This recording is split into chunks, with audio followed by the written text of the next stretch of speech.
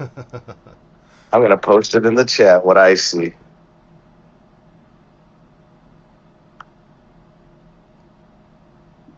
Look at that, surrounded by owls. Hoo hoo.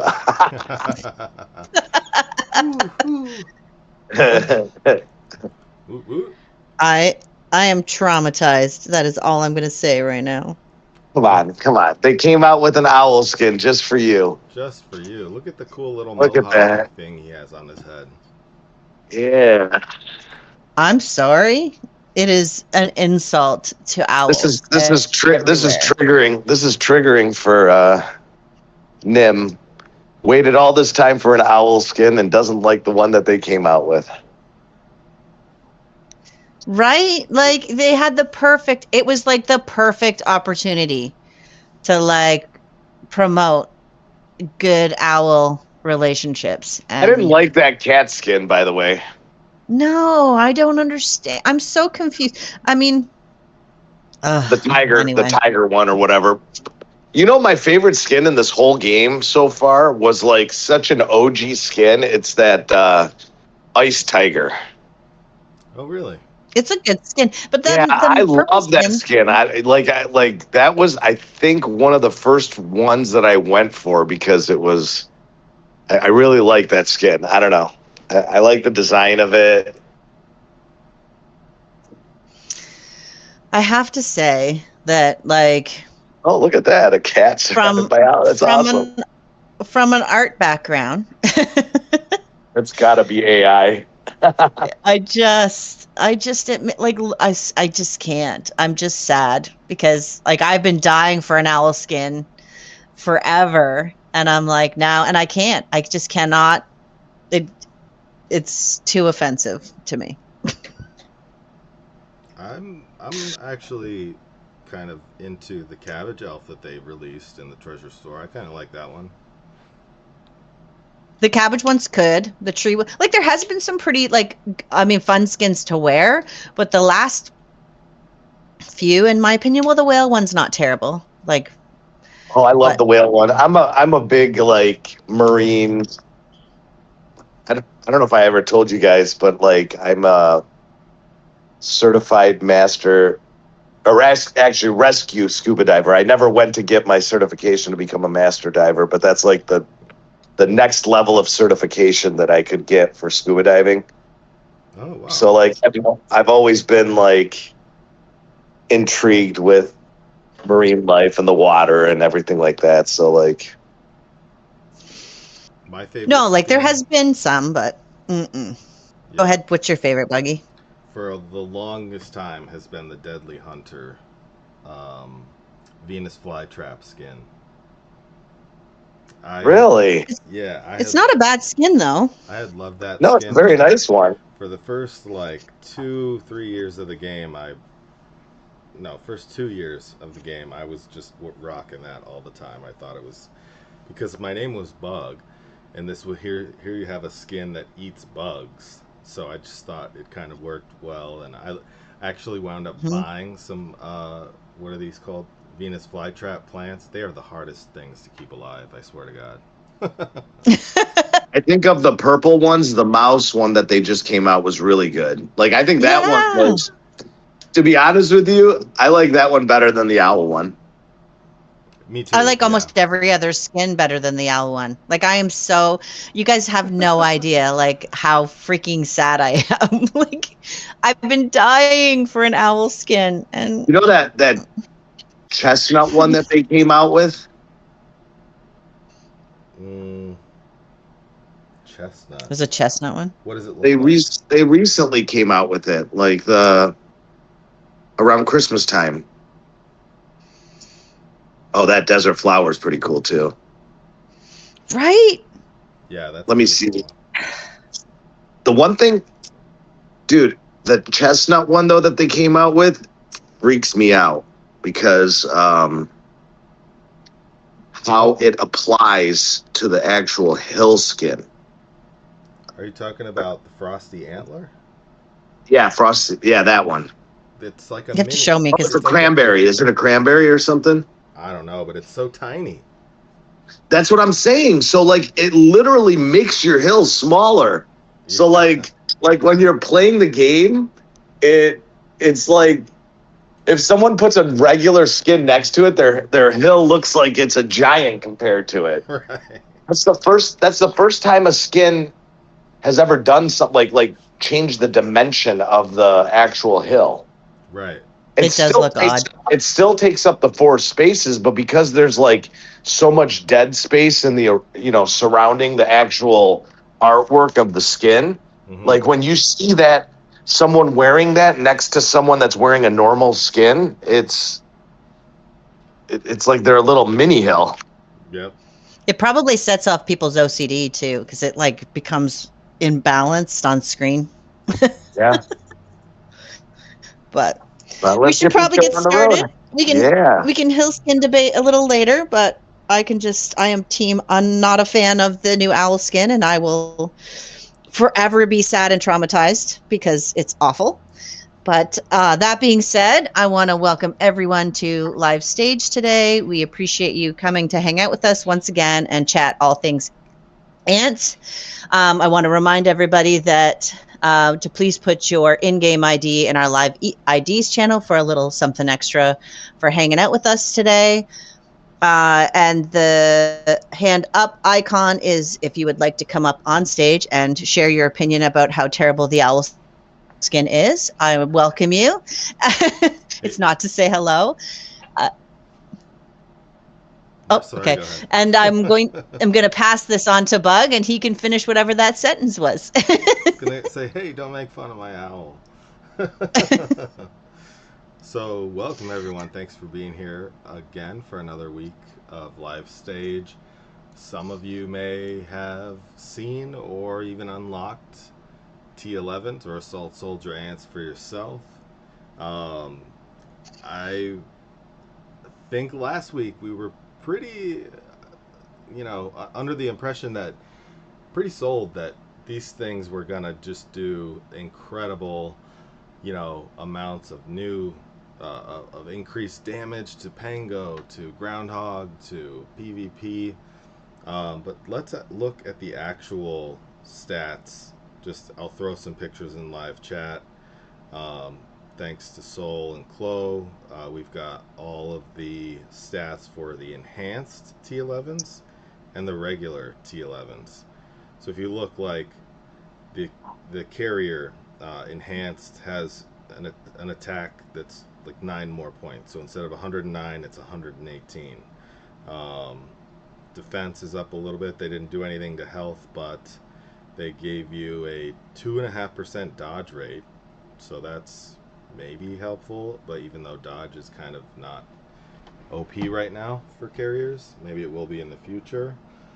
The Guardians have an extra 7 attack. Well, there's also that 9.5 power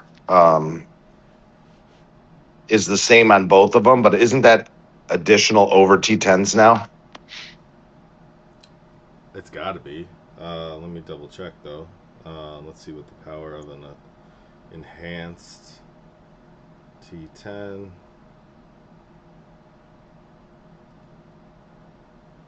How do I look at this? Oh yeah, Ant Hatch Nest. T10. Could be wrong, but I think that increased. 8.2 is. T10. Yeah, so there was a slight increase. Mm-hmm. And then let's see for enhanced if that's any different. No, the 8.2 for enhanced T10s as well. So yeah, the power went up by 1.3. Not really sure if that's just a summarization or an aggregate of the above attack, defense, and health, or how does that play out exactly? You think with power? I don't know. I mean, obviously it's going to affect your overall hill power, right? Because that's one of the. Okay. Yeah. For one of the things, but how it translates to the game or not, I'm not quite sure. Yeah. So Sol, you were saying you've had maybe a certain percentage increase in your Pango scores. With you do have the T11s now, right? Yes. Um, I would say in general, well, I'm in a little bit of a predicament of like being able to judge properly because from last week's Pango scores till this week's, not only did I get the T11s, but I also increased the insect that I use for that by a level. So that probably plays a factor as well.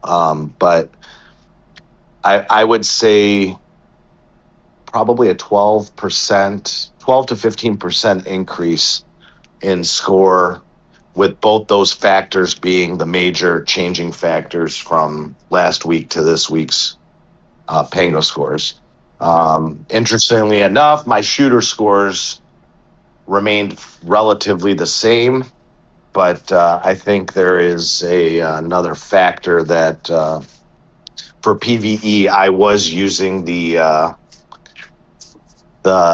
Inflata AC lineup, and it's being reported by many players that well, first off, the RNG of that particular setup, because Inflata has to hit the one skill that copies the back line or whatever, and then on top of which, that the RNG factor of that and being the proper skill of AC to hit makes it not a good RNG.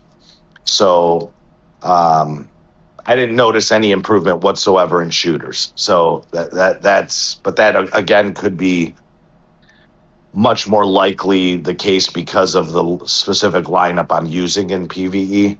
Okay. So Yeah. Yeah. I'm not gonna give that too much credence, but because based on the big improvement on Guardians and Carriers, I'll say that at least in PVE, expect a 12 to 15% increase when you get T11s versus T10s. Cool. So I mean, I'll take it. And then it's going to have you had it come in handy a little bit at all? Are you using them in PvP, mixing I to am. save up some fungi? I mean, my event is a little off right now, so like we, our camp has pretty much. I mean, I'm using it in mines, but it's hard for me to judge in mines because there's not very many players that are able to knock me out of mines. Although, interestingly enough, today someone with T10s was able to knock me out of the mine. So that, my T11s didn't do me much good there. But the event that I'm on, I can't really test Yeah. very well because the opposing camp has limited activity as it is, and I'm sure that the fact that we like kind of dominated the squirrel area, that their morale and willingness to fight is not going to be that great, which is kind of expected when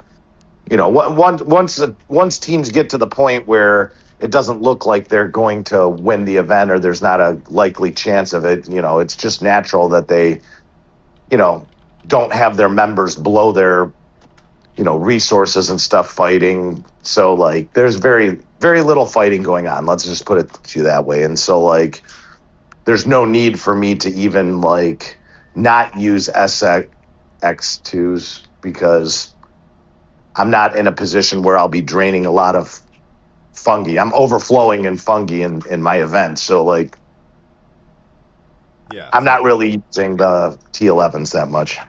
but the strategy would be if you were with more of a balanced matchmaking situation, would be to probably instead of using T10s or one or two lines of T10s, you want to conserve fungi, you could throw in those T11s and they're going to do pretty well. I fought against some T11s myself personally, and I mean, they're still not going to beat the, you know, T12s, you know, with relatively equal stats, but I'd say they did a lot more damage to me than the T10s would have, like way more. So I mean, I don't know percentage wise, I didn't look at that or anything, but I think Snoop and Wolf has had his hand up for a little while. Maybe he wants to contribute something to this convo in terms of his experience in using T11s or assault soldier ants. Hey guys. Hey, welcome. Hey. So, by the way, the owl skin makes me dizzy. Anyway, yeah. On the Pango, the scores went up just a little bit. And this week for the Groundhog, for me, I was hitting more consistent, but I didn't hit the high. I had a really erratic high last week. So you still didn't beat your personal best either? I haven't done it yet, but it was a very erratic one. I had like a real extra high score, and then it went back to kind of a normal range. So it's hard for me to judge. I can only say that it's increased the overall average a little bit. It's not like a super great.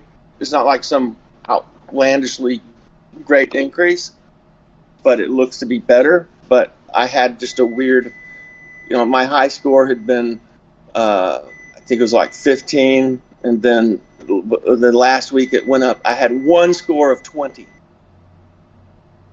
Okay. And like hold on 1 second, guys. I want to address some of these questions in the live chat real quick. Okay. So first off, there is no time limit. It is not within 3 days. It is not within anything. T10s and T11s are exact same cost to hatch, exact same cost to mutate, exact same cost to do everything. Okay, so when you do have the nests up to level 10 and the evolution completed, your T10s can instantly be converted into T11s at any time. Okay. Now, if you have T11s that are not mutated, the same costs that it would cost you to mutate a T10 to a T10 enhanced are required. But whatever you have in T10s, whether they're mutated, not mutated, doesn't matter. As you could convert them all into T11s at any point in time in the game. It doesn't matter. You can keep some T10s if you want. You can change all of them to T11s. None of those are factors. So just to keep you guys apprised, like there's no rush to hatch a bunch of T10s because you're only going to be limited to like a few days of being able to convert them over to T11s. You'll always be able to convert them to T11s. Okay? So all your T10s can become T11s instantly, or you could save half of them as T10s. I mean, I don't know. Is the cost to hatch a T10 the same as the cost to hatch a T11? Yes. So Sarloon is asking, like, well, the question is now, are we going to use T11s when farming speed-ups, or are we going to use T10s? Well, see, so that's a catch-22. I guess it's going to depend on individual servers you're on, I would say, because from a perspective of if you're a lone player on your server with T11s and you need to farm speed-ups, even if you're going up again, even if you drop your mutations and everything, they are going to be slightly higher. So for farming speed-ups, I would say that you're probably better off. I mean, we'll have to do the numbers. We're all on events right now, so it's not like we can test it. But my thinking in this matter would be that you don't want to necessarily knock out the player that's holding the squirter, right? So even if you drop your mutations, actually we got to take a look at the cost to heal too. If you're able to if the cost to heal them is different, then it might be better to use T11s. But if the cost to heal them is greater with T11s, then you might be better off using T11s. But at the same token, it's kind of a fine line you have to walk, because you don't want to be knocking out the guy that's holding the squirters like so fast. So Was the heal cost the same or not? Or I don't know what I didn't take a close look at the healing costs when I was healing them versus T10s. So I'm not going to be a good one to answer that, because I converted all of mine to T11s. So same here. all my T10s. I mean, I could hatch a bunch of T10s just to test. So I guess I'll probably have to do that. Me too.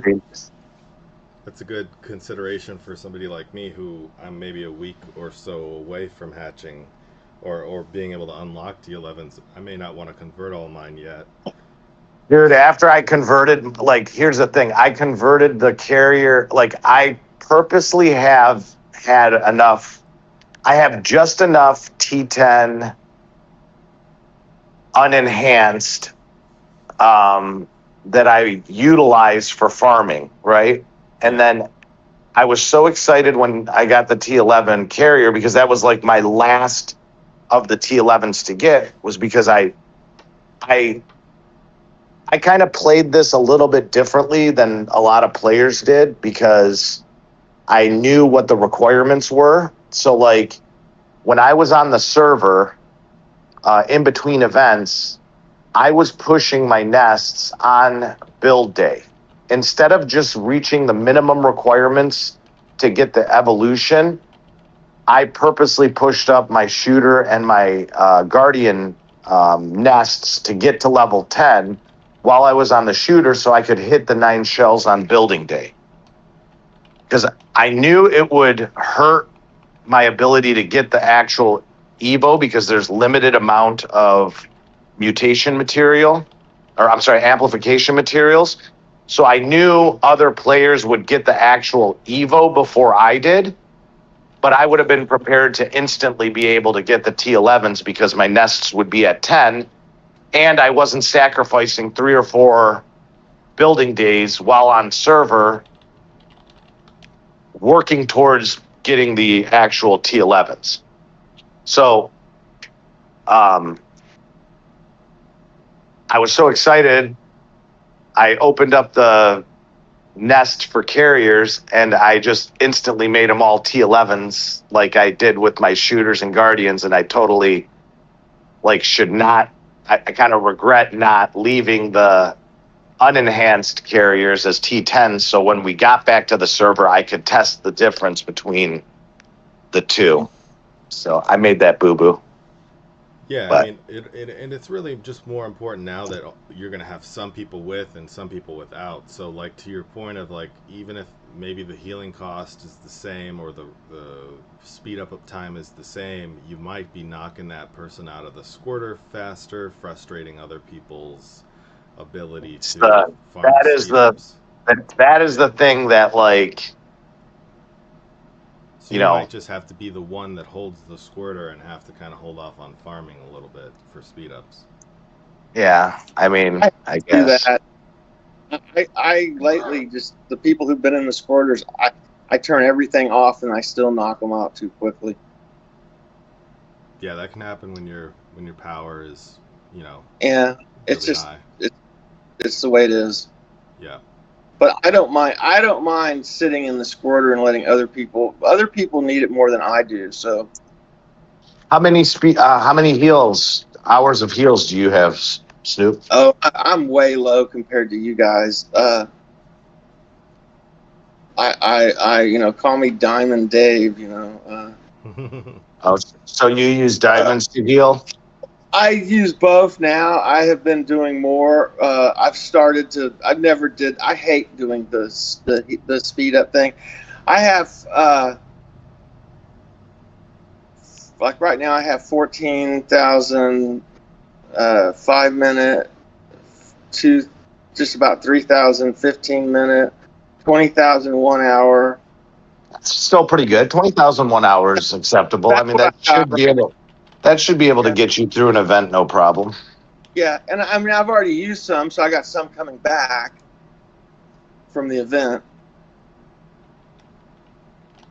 But I'm kind of going about 50-50 now because I usually have a lot of diamonds and I just have done that. I've done always a little bit of both, and I used to have a lot. I used to always have a lot of just speed ups in general from being in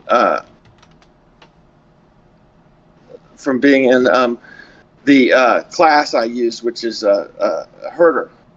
So I was always buying stuff out of the herder store. I got you. But So you're yeah, I've used diamonds for a long time, and now I'm trying to get away from that. That's good. Yeah, so farming is a consideration with T11s. We've, talked about Pango, Groundhog, PvP, and also what buildings are needed for T11s. Just to kind of go over that one more time, you do need to unlock the T11 tree, the Assault Soldier Ant Evo, but you also have to have your Evo Fungi building at 10, which I think is a given, but you also have to have the ant hatching nest at level 10 for the specific ant that you want to hatch T11s for. So if you only have it at 8 for shooter and guardian, you're going to have to level that up to 10 before the game will allow you to convert your T10s to T11 assault soldier ants. Just wanted to make that clear because some people got really, really excited February 1st or 2nd. They unlocked the tree and they're like, nothing happened. They're like, where are they? I had my carrier ready. I focused on getting my main ready only, and then I'm going to get the others soon. I'll have the others unlocked real soon. Very cool. Well, thanks for joining us, Snoop Yeah. Wolf. I All right. appreciate it. Talk to you guys later. Talk to you in a bit. All right. Bye-bye. The other thing I was kind of curious to hear about from folks, and you can put it in the chat, or you could put it, or you could jump up on stage like Snoop. How has your season fighting been going with the squirrel area? Have you guys used any tactics to kind of get any one of those or all of those 4 quadrants by that squirrel wonder? Did you wing it? I'll share my own personal story. Did I get disconnected? Check 1 2. No. No, you're here. We hear you. Okay, so I'll share my own personal story, which I don't know if I've ever seen this happen before. And it kind of came down to our camp blocking the other camp off from the squirrel wonder. But the way it seems that to do that is you start blocking from the north end of that wonder, and then those tunnels open up in the south, and then you can start to block from the south area. So here's live chat, throw this in here. So my camp was yellow, orange, and light orange. So you can see at the top in the north of the wonder, we sort of blocked green and red, or magenta, whatever you want to call it, from heading down to the wonder. And then a couple days later, those tunnels in the south opened, and then we raced over and blocked them off from hitting the wonder that way. I'm normally a fan of like, hey, let's all get to the wonder and I'll fight for it and that kind of thing. But this just was like, I'm not going to complain about the victory in this case, but I just thought that was kind of an interesting strategy. Maybe some of you guys can use it in the future. Instead of just kind of racing to the wonder, going, what do we do?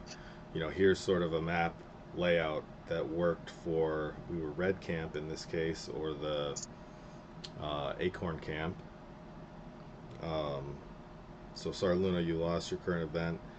But yeah, you can't win them all. Absolutely right. It's like Ours it's like a roll of the ours turned dice. out pretty cool too. Ours turned out pretty cool. I actually kind of like how it played out, to be honest with you, on the event that I'm on. Um, our camp is definitely taking advantage of the whole uh, protection time disparity, right? Like our opponents were majority Asian teams, so they chose the uh, traditional 16 to 24 protection, and we chose, and our camp is mostly North and South American, so we chose to protect our sleep time, and which was 8 to 16. So this typically doesn't fare well for Asian teams because you're taking out their most active time, and and then North and South American teams most active time is that 0 to 8. So we we're definitely seeing less activity from them during that time. But in our event, um, they were actually able to get up to the Wonder. One of the teams was able to get to the Wonder before we could block them off, right? Like, so we pretty much did like you did, where we blocked them off in the northern quadrants, Hmm. but then one of the southern quadrants we blocked them off as well. But there was, just because of clay consumption and everything like that, we couldn't block them completely in the other quadrant. And so they were able to delay us enough to where they could connect. One of the teams was able to connect to the Wonder. So, like the day the Wonder opened, we were eating away at destroying their tower, but they were connected. So they decided to attack the Wonder to try to take it, right? And so like we saw it coming, we knew. So the three of our teams, once they got the durability low enough, the three of our teams ported over there, and we all launched to see who would get the last strike on it. And the team that snuck through actually got the last strike, so they wound up getting the first rewards. And then we kind of deleted their towers and took back the Wonder when the shield dropped. But I thought it was really cool because, like, to be honest with you, I mean, like, at least they got to hit the Wonder. At least their entire camp got the first rewards for getting the Wonder, even if the chances of them winning the event are not very good, right? Especially right now. I mean, at this point, we've like pushed them far enough back from the Wonder that it's very unlikely that they could take the Squirrel Wonder. But so, I don't know. In my opinion, it's kind of cool. They got a little bit, and made it worthwhile for the push that they did, and like trying to get something out of it, right? Hmm. Yeah, that's awesome. They stole it from you with the last hit. That's pretty cool. Um, Yeah. very, just pure luck there. Um, so what about anybody else? Are you guys still anyone still fighting in that area, or is it kind of already decided who's the outcome of the event kind of already decided based on who's taking it? Or oh, Hoff, you guys are still fighting? Okay, that's cool.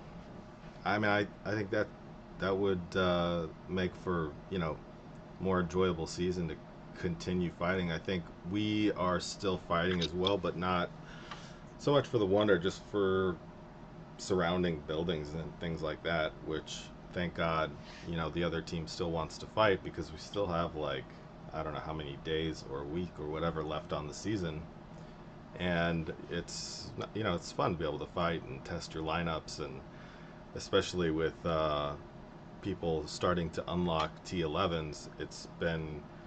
I've been nerding out on just looking at, like, oh wow, okay, they did pretty well, like how um, one thing I have not done yet is use my T10s up against T11s and seen how badly I lose.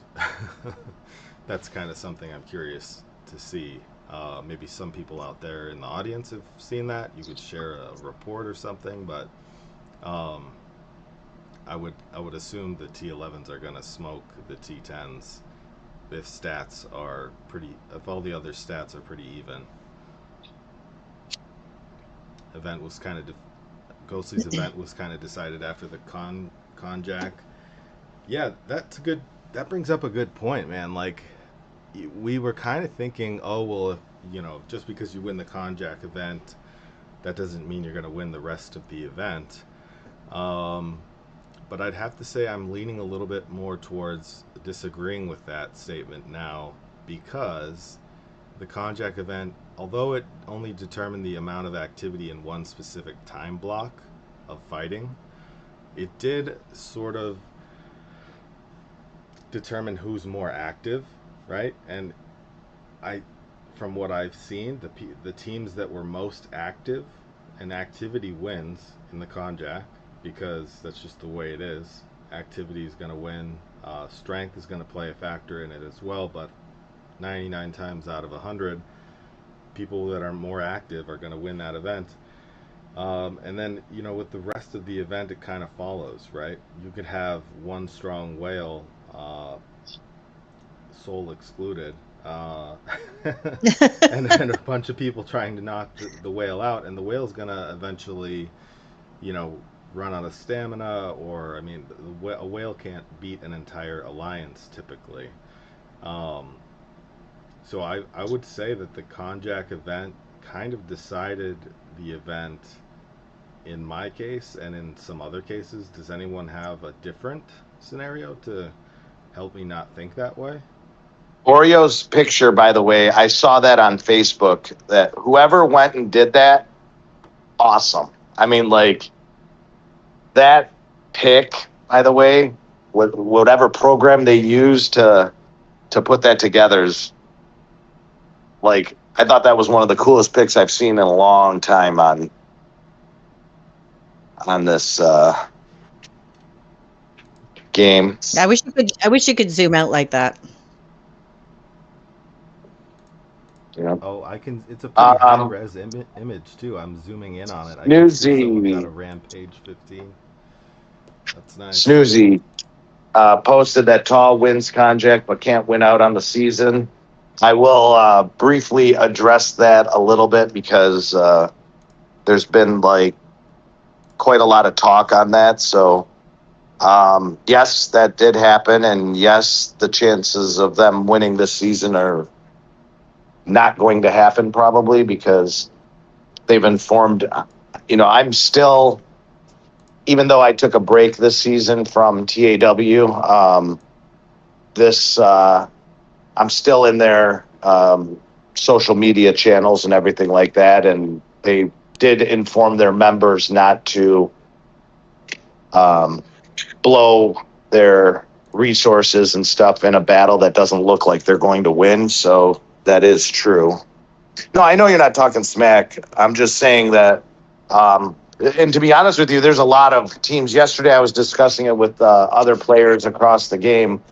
There are a lot of big teams that are not going to be winning this season. This seems to be the season to take down the Giants, is what was being discussed yesterday in some of the social media and streams and whatnot, because I don't think DOK is going to win their event, and I don't think CAS is winning their event. So there's a lot of big name teams out there that are in situations where the expectation that these teams typically win their events, and it's not going to happen this time.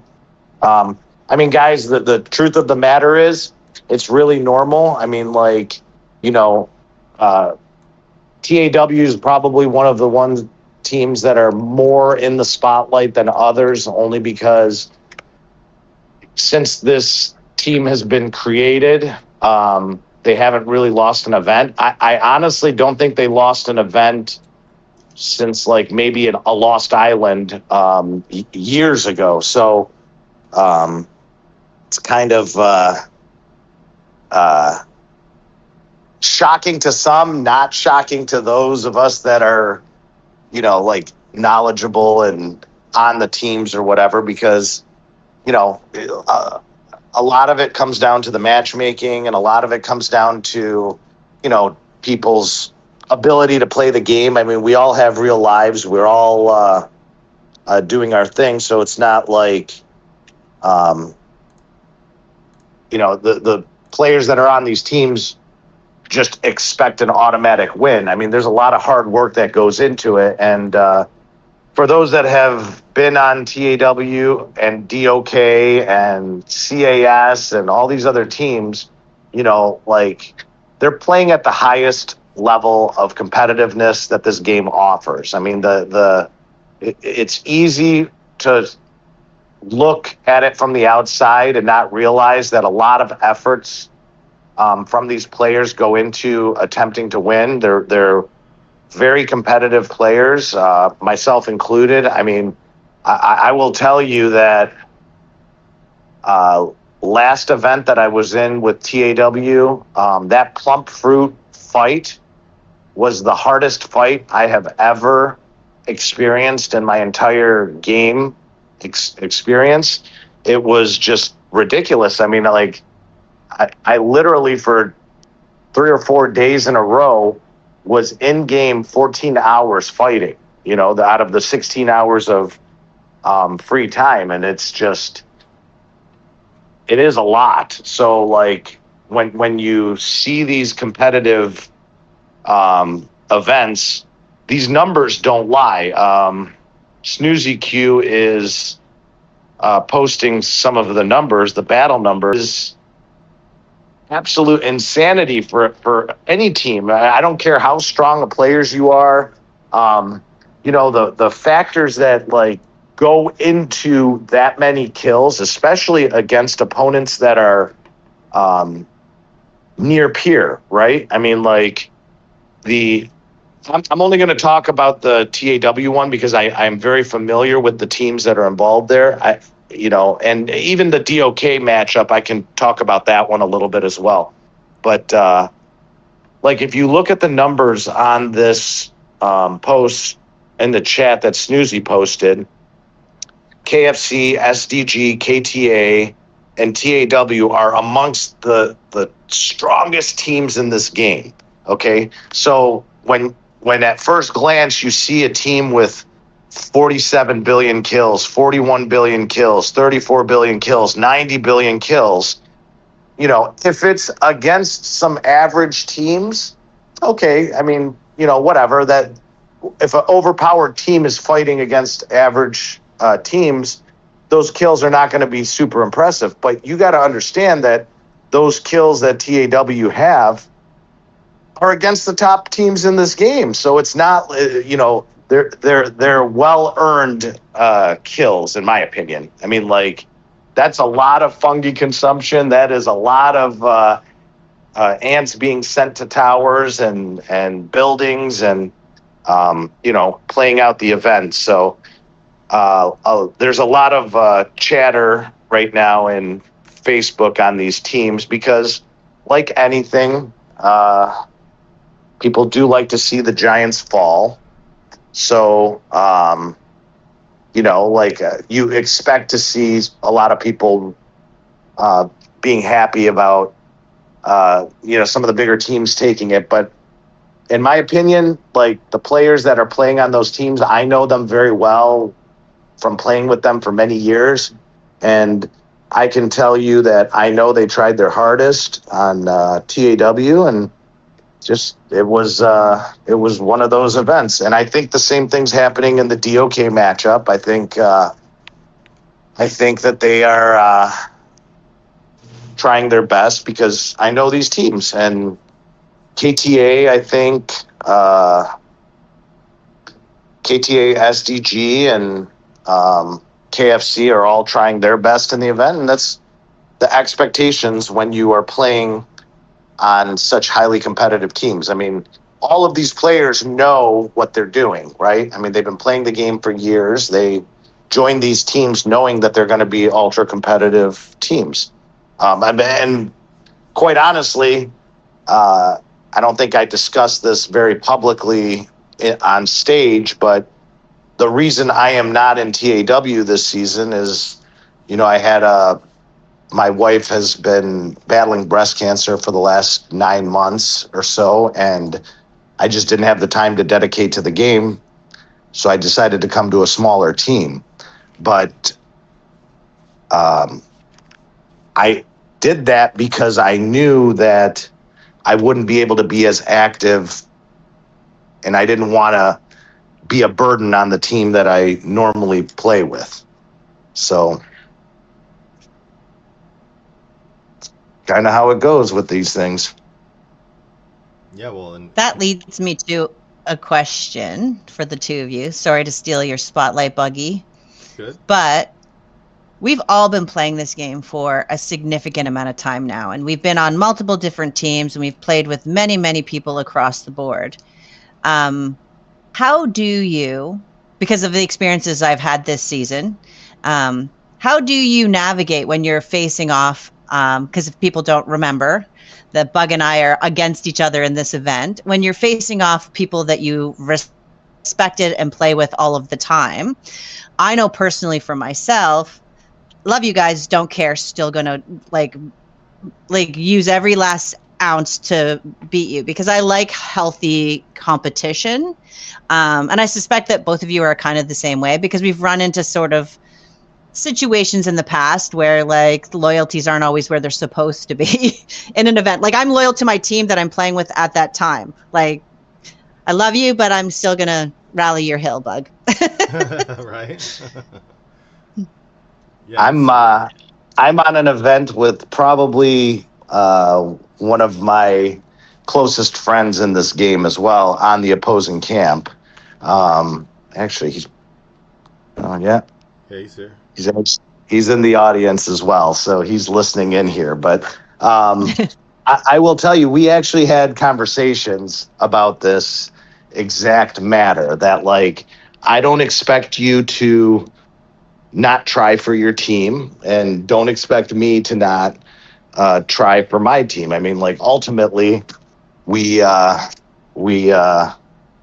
actually discussed this exact matter between the two of us because neither of us, on a personal level, right? We both respect each other. We are close friends. We chat with each other often and VC with each other at least once a week. So like, we're really good friends. We happen to be in opposite groups. Like we can't play on the same team together, but I suspect that if we could, we would definitely be on the same team. But yeah, I mean, like, so we had this discussion very candidly that like, hey, you try for your team, I'm going to try for my team. No hard feelings one way or another. He's in a little bit of a worse situation than me because his camp in general is not as active. And so, in our situation, it's even kind of a little bit worse because I'm the strongest player on our camp. He's the strongest player on his camp. So we are the natural cancellation of each other, right? And so he happens to be, he got the bad luck of not as active of a camp in general. So, and I could go asked into for a other couple of details reasons. too, but. So I asked for a couple of reasons. I, by no means, like I have very, very much enjoyed my event. The teams that we are up against are way more active, have been a super challenge, are super fun to fight. And very much they will take this event no problem. And they very much could have likely taken the event without some of the other things that have happened because we knew pretty early on that we couldn't make a move without them already knowing. So like our camp, pretty much everything, it was pretty obvious that everything that was being planned was being shared. And so we kind of knew at that point, and especially the Konjac fights kind of showed us that their activity level was, I mean, we couldn't compete with that. So I was just kind of curious as to, because I know for me, like, I'm not telling you any of the secrets because I'm going to try to win because I want those battle reports with your names like defeat. Although that wouldn't happen with you, Soul. But you know what I mean? Like that's just the type of player I am. But I think it does take not some of the joy. Like I was anticipating a good fight with Bug and I haven't quite got there yet, although there's still time left. So hook me up, Buggy. I want to like smack your heel a little more and lose.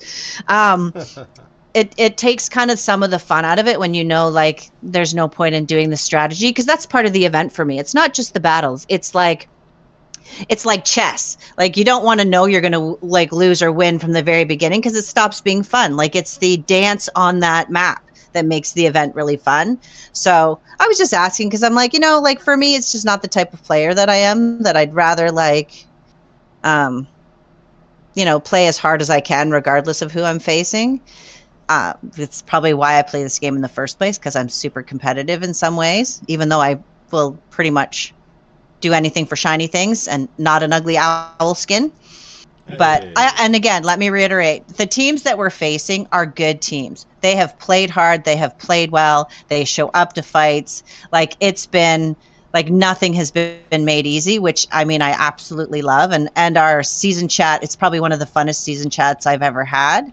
But yeah, like the other parts of it is really disappointing for me. So that's all. Anyway, anyone else can share their thoughts. I think it's really like surprising to see that still happening. I do remember that was like a thing people were really like trying to do early game, was get a spy in the other, camp or something like that. And then it kind of seemed to have died down for around a year at least, and it seems to be re-emerging, people trying to get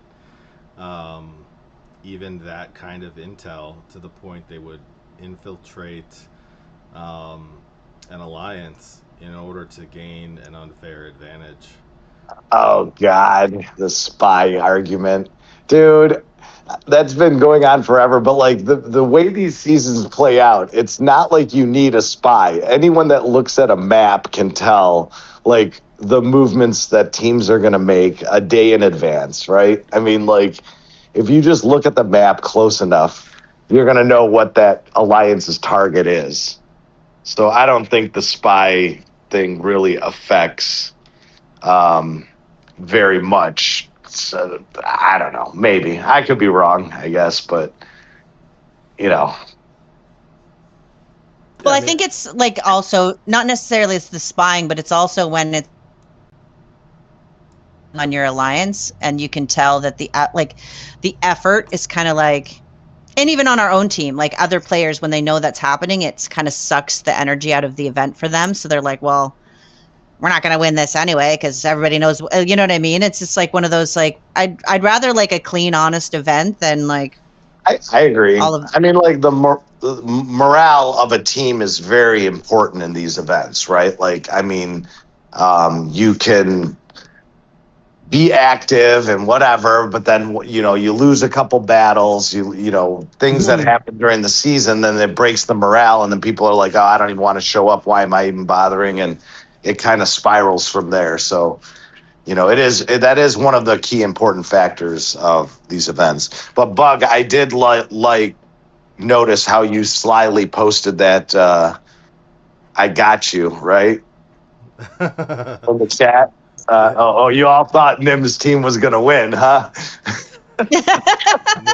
I know. I caught that, just so you know. I mean... Yeah, I posted the poll. You voted that Nim was going to win. Yeah. I knew that was going to come up. And now look, she's not winning, but she won the poll. That was a good win. Hey, I did win that, so not that I really mattered to me, but I have to say though, overall, like our team is having fun. Like our kills show that we show up and we're doing our thing. And although kills don't fully matter to me, and like I said, I very much enjoyed all of the alliances involved. Like nobody is toxic or like super negative or any of that stuff, which it's so nice that you don't have to watch what you say for the most part. I mean, here's the other factor that I do want to bring up with the whole friends and fighting against friends and how you guys handle those situations. I mean, couple things to factor in, right? Like a lot of us have been in this game for a long time, right? So we do develop friendships with many players, and we develop, enemies in during this, right? So there's always that, some people like you, some people don't like you, and at the end of the day, I've kind of come to the conclusion that the main reasons we play this game is we enjoy the kind of the repetitive nature, the strategies, the friendships that are developed. Today's enemy is tomorrow's ally, right? So like, I mean, Yeah. if you guys have the mentality that like, hey, it's just a game and we're all kind of in the same world, right? I mean, we all enjoy this game, especially when you're talking about the players that are coming to the stages, right? That are participating in social media, and the players that are learning and checking out the events. You're all we're all at the same level of play, right? We all really enjoy the game, and so naturally you're going to develop friendships even if a player is on an opponent team, right? I mean, we all have this same love of the game, basically. Absolutely. Yeah. It's important to keep the big picture in perspective, like this season's ally or enemy is next season's ally or enemy. So you don't want to burn bridges, and you want to be respectful, and we're going to see each other around again sometime soon. Um, the one last thing I'll say about the whole spy thing is, I mean, I think that like from hearing some people's experience and thinking, myself, that my team might even have a spy because we invited some hills last minute, and I'm like, why are we letting these hills in last minute? And they didn't have any kills, and I'm like, this just seems like a spy or something like that. But I think the best way to combat that is just to not share your plans with the entire alliance, and just keep them a little bit closer to the vest with the leadership. And then to Soul's point, like, yeah, you can pretty much tell what people are going to do, but at the same time, you don't have to go and shout the battle plan out to the entire alliance. And if you don't do that, you can prevent yourself from having your plans in the hands of somebody you may not want them to be in.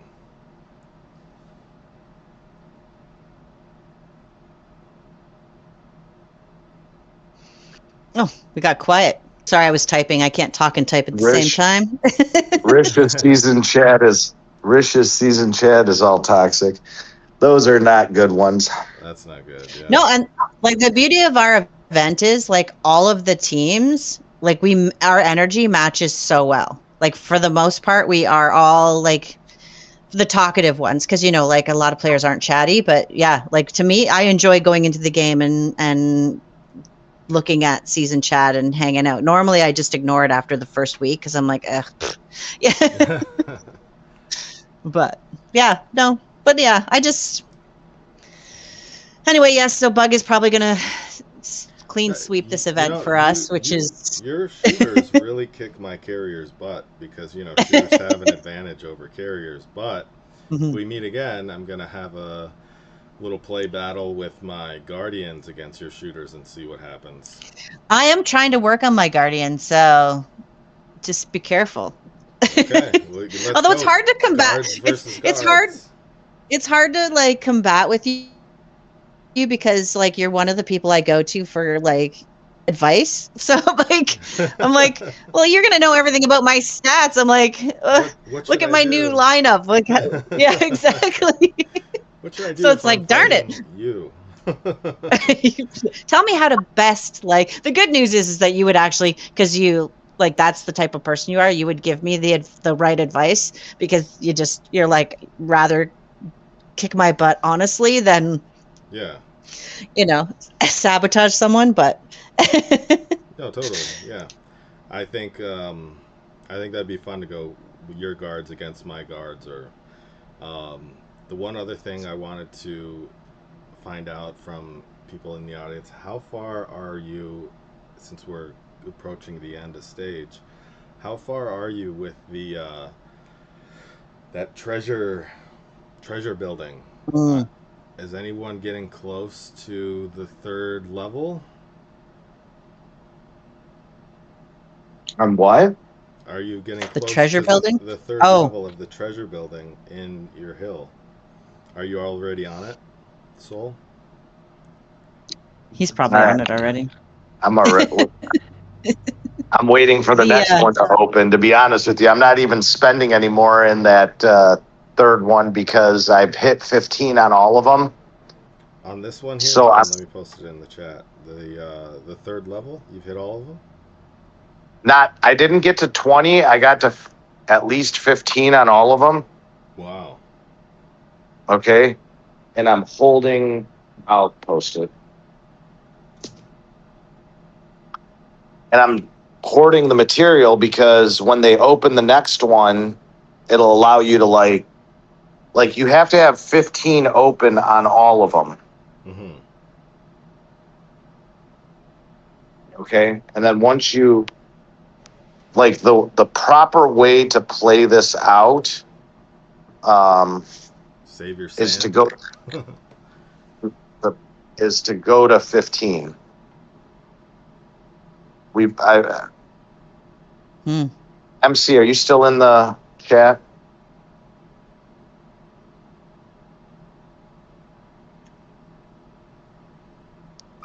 Post yours too, because I'm sure you're probably at the same position as me.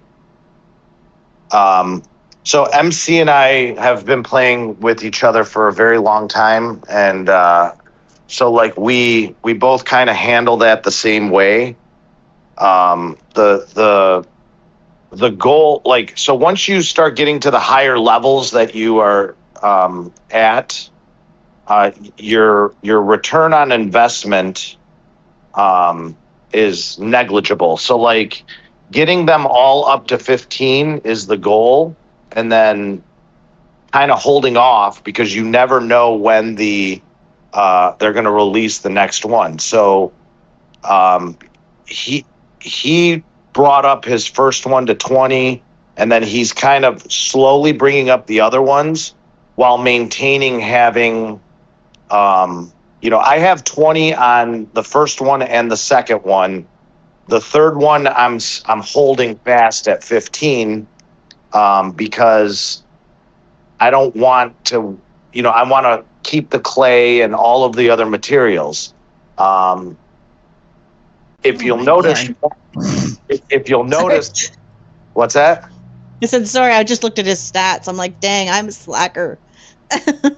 Yeah, but the point is, like, you do not look at how. Yeah, he's got a lot more clay saved up because he's handling it. Um, he's handling it much better than I did, to be honest with you. So because he maintained having 15 on the other, like he slowly brings up the other ones, but he's hoarding the material because what happens is as soon as that fourth one opens, he's going to be able to instantly bring up most of those up to like 10 or 15, like really high levels. And then he can slowly work on the other ones to bring those up to 20. But so that's like a much better path when when it comes to this particular Yeah. area, Yeah.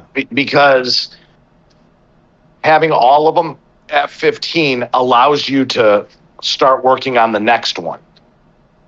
So we're both kind of doing it the same way. We're sitting back, keeping the material.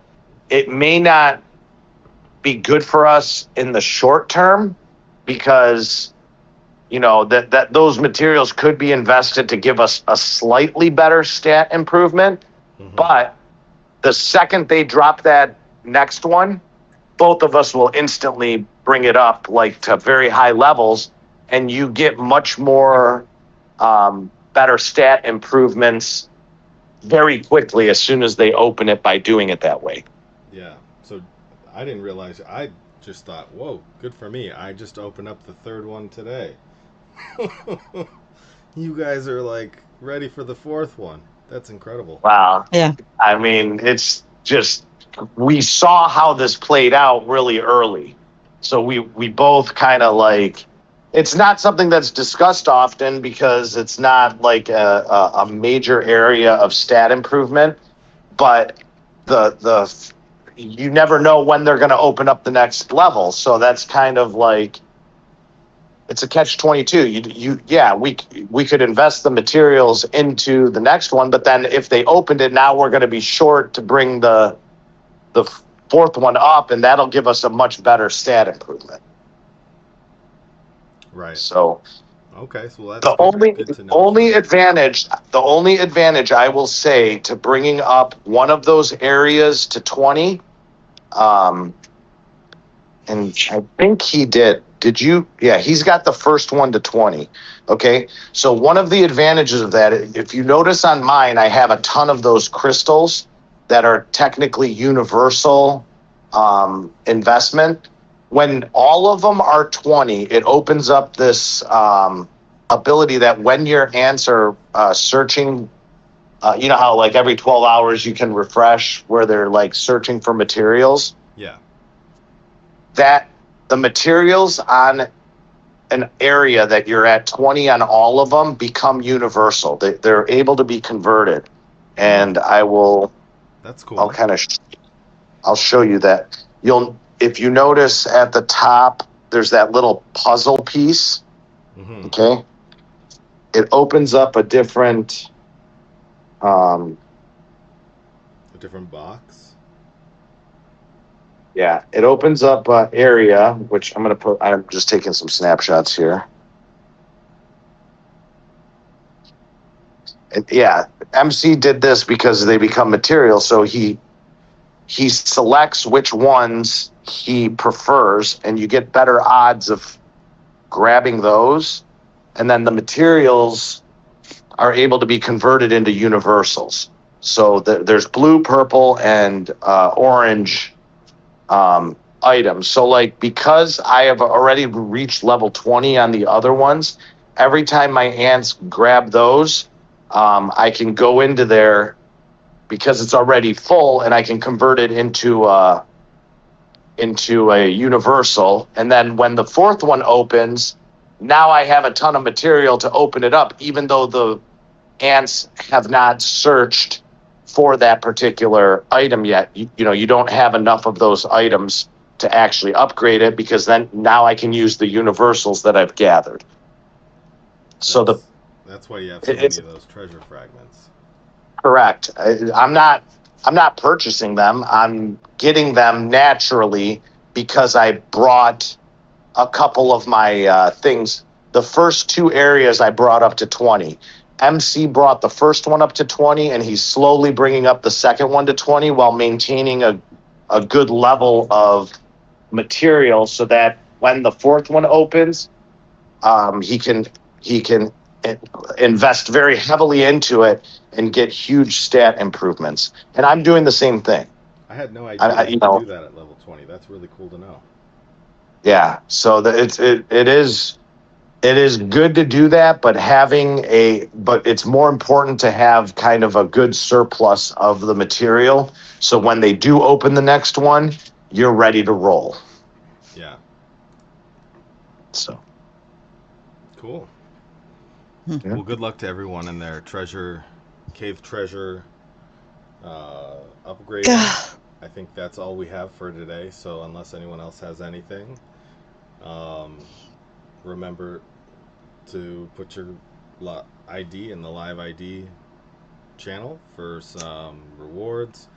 Also, if you guys are interested in being a part of staff, there is a link, if I can find it, to become a member of staff. We're always looking for people who are passionate about the game, and there's a ton of positions, like a ton of different categories of things you can do in this game. We're working with other Ants players, whether it's like stage or creating some art or PR. Especially if you know another language, that's really helpful in PR, because you can kind of sift through some of the language to make sure that it's correct before they put stuff out. So here's this link.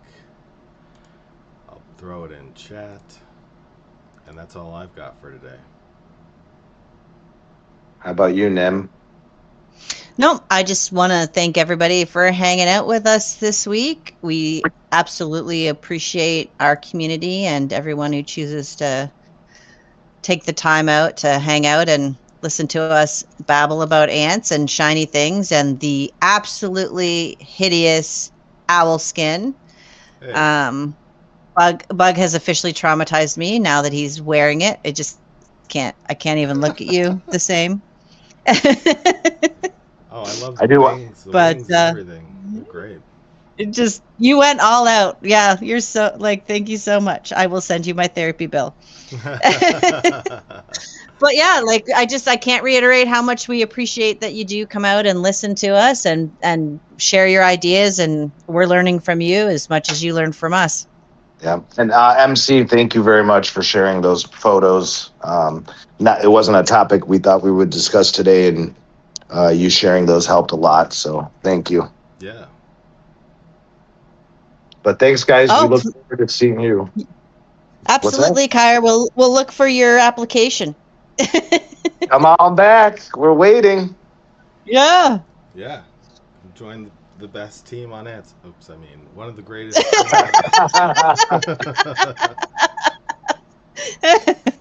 All right. See you guys next week. All right. See you next Bye, week, guys. guys.